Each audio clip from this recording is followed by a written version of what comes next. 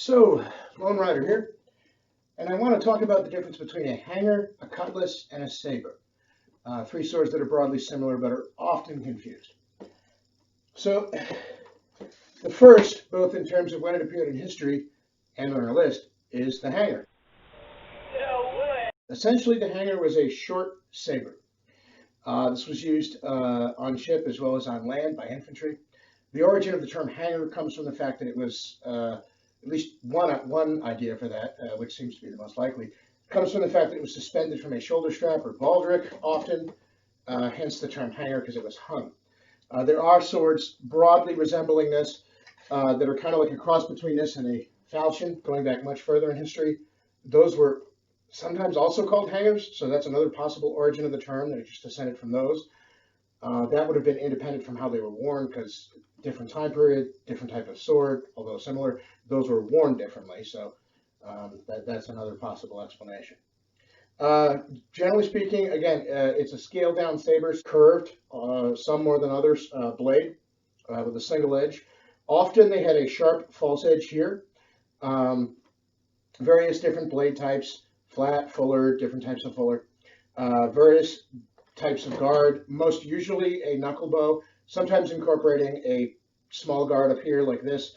It may be boat shaped or heart shaped like this, or it may be a slotted guard like the antique example I have upstairs with the eagle head pommel and ivy grip. But what distinguishes these from a cutlass is that they weren't specific Navy swords. Two, the hilt style, which almost always included some kind of a pommel or pommel cap separate from the grip, and I'll get to that in a second. And two, the blades. The blades on these often were fairly thin. This example, not so much. This is a Hanwei replica, and common with a lot of replicas, it doesn't have the amount of distal taper you typically see. But actual antique examples of these, a lot of times are very thin near the end, and again, usually, or not always, but often double-edged with a false edge here. Contrast that with the cutlass.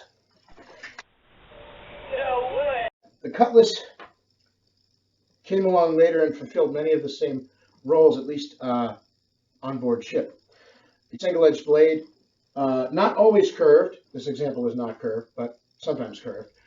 The main differences tend to be the guard, the grip, the construction, the blade, and the purpose, because these were specifically made for naval combat to be issued to seamen or sailors. The blades varied in the sense that, there were different blade cross-sections, types, and curvatures, but they almost invariably were much more robust and often much thicker down their lengths, almost overbuilt, essentially. Which brings us to the guards, which tended also to be overbuilt. These were not always symmetrical, but they usually were much more protective than the hangers style of guard, often incorporating a bowl or semi-bowl. This is a figure 8 guard, which predates most of the bowl guards. After this, you tended to have them fill in these gaps here and have essentially a full bowl or basket type guard. Not all of them were symmetrical. There are some French and, of course, the American example from the 1800s, which have a large guard on one side. Actually, it would be this side because they were made for right-handed people. I'll get to that in a second. But again, much more protective guard, much more overbuilt beefy blade, specifically designed for issuance to Navy personnel on board ship. And we come to the handle construction, which usually does not have a discrete pommel and almost invariably incorporates some kind of a very bulky grip. The age of piracy, so-called, predates the cutlass. So when you see movies with pirates walking around with bowl guard cutlasses, it's actually not entirely correct. Prior to the cutlass, this is what they would have used, as well as other swords of the period, such as spadroons, small swords, full-length sabers, maybe some late rapiers. Then we come to the saber. This is a replica of the American Civil War saber, although it was very heavily based on French swords of the time. And this, you'll notice, has a asymmetrical guard. the bane of us lefties, because most people were and still are right-handed. So the guard is backwards for me, but if you were right-handed, it would protect the bulk of your hand on this side, which is what you need it for. You just have a little bit here for the thumb and the ends of the fingers. And the saber, of course, is longer, full length, usually over 30 inches. They varied whether you're talking an infantry example or a cavalry example, and by nation and time period, between 32 and 34 inches or thereabouts. Sometimes more, sometimes a little less. Um, and again, various blade styles, various fullers. This one actually has two fullers. There's a broad fuller that goes a little bit more than 2/3 of the way up the blade. Then there's a narrow, deep fuller at the back. Um, and the saber, of course, single-edged and curved. A lot of people, in terms of semantics, will say, well, if it has this style of hilt with a knuckle bow or bars, it's a saber. I go with the idea that it has to have a curved blade to be a proper saber, even if it's only slightly curved like this, and other examples from the mid to late 1800s. It's worth noting that as the 19th century, the 1800s moved along, a lot of militaries in particular, there was a debate about cut versus thrust, and you went from cut and thrust swords like this, or this, or this, to swords that were more specialized, basically just for the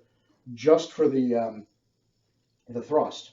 And the reason was the belief that the thrust, probably correct, was more deadly than a slash. The problem, of course, is that, well, several problems. One, situation may not always enable you to simply just thrust. And of course, you want a sword that's also effective for cutting, not only because you may have to cut, but because a lot of people's instinctive reaction when they're, in an adrenaline dump and they panic, is to just hit like this. So if you have a sword that's not effective for cutting, when striking something with it, a sword that's literally just for thrusting, you run the risk that in the heat of battle it may not be very effective. But basically, towards the late 1800s and into the 20th century, a lot of swords got straighter and straighter for this reason. And a lot of blade cross sections changed as well, becoming less suited to cutting, although most of them still remained edged. So there you go. That's the saber. That's the cutlass. And that's the hanger. And just sort of an overview. Like I said, this is just sort of an overview. There's probably stuff I will have missed. There's probably stuff that somebody who's much more knowledgeable than me. I'm a layman when it comes to swords and sword history. An enthusiast, but a layman nevertheless. So if you find this interesting, I encourage you to look it up, do some more research yourself. And there are plenty of more people out there much more knowledgeable about the subject than I am. But I am, like I said, an enthusiastic layman in this regard. So that's just an overview, a very basic overview of the difference between the hanger, the cutlass, and the saber.